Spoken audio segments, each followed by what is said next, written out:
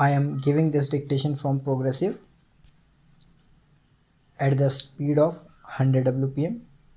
Be ready, 3 seconds left. Start. Mr. Deputy Speaker, this is a measure which we think is being rushed through the House in an atmosphere of mystery.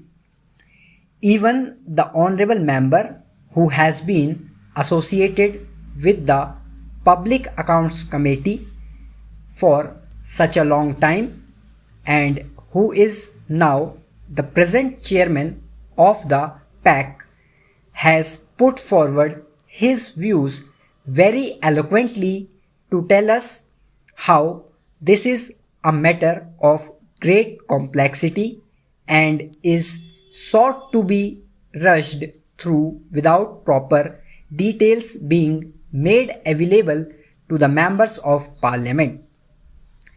Why this attitude is being taken by the government? Suddenly, after so many years, government feels one night that they must have audit separated from accounts and promulgate an ordinance. Thus, legislation by ordinance has become almost the order of the day.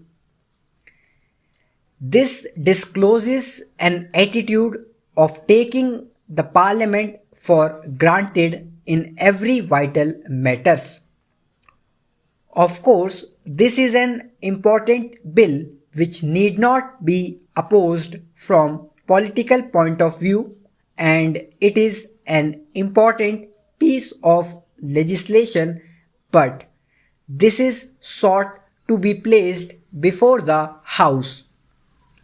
They think they can pass any legislation they like so long as the present composition continues and they need not take parliament into confidence. This is our basic charge. We are being asked to give our thoughts to a piece of legislation which requires very thorough study. The minister may be happy with the bureaucratic advice he receives. They do not realize what its full implications are. They are quite satisfied with the bureaucratic advice they get. We want to know the real objective separating audit from accounts or accounts from audit and come out with an ordinance and come up to the House with something which has been accomplished as it were and then say you please give your formal assent to it and so on. Sir, we object to it on principle. Rushing through measures such as these is not a correct thing to do. There have been sustained attempts going on to bring down all edifices in the national life of our country, even in the governmental functioning of the country. We are objecting to this on principle. This is a matter which should have been conceived on proper consideration.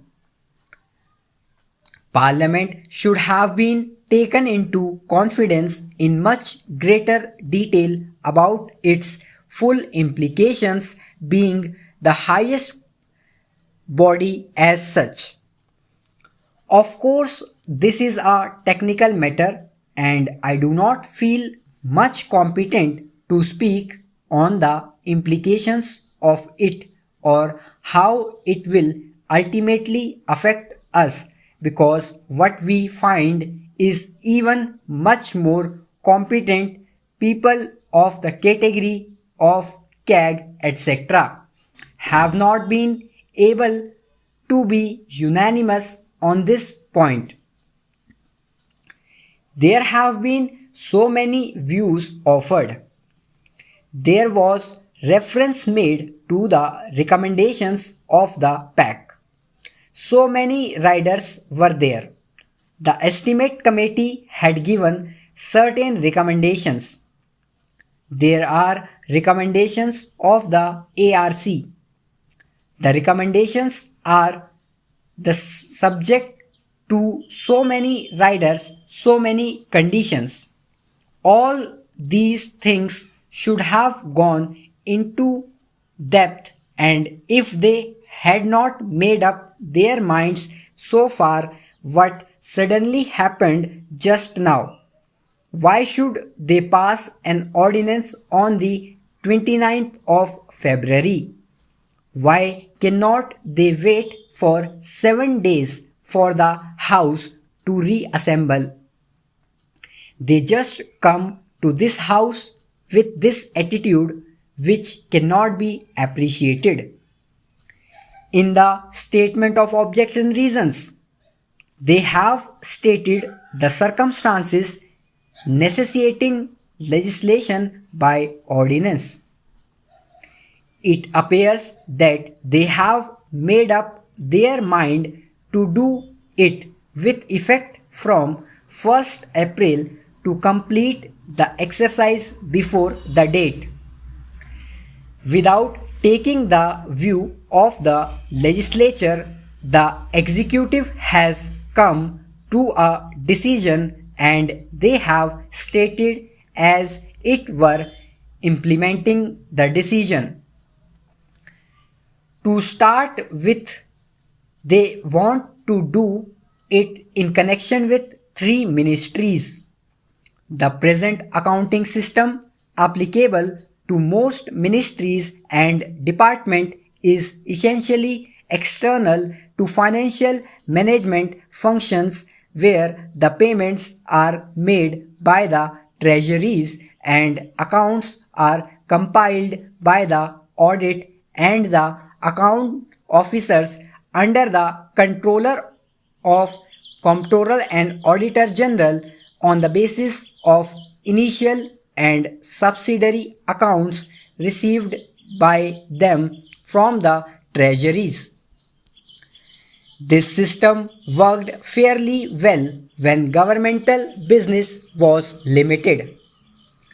With the increase in the volume and variety of governmental outlays, the system has proved inadequate to the administration's stakes, and separation of accounts from audit had to be thought of.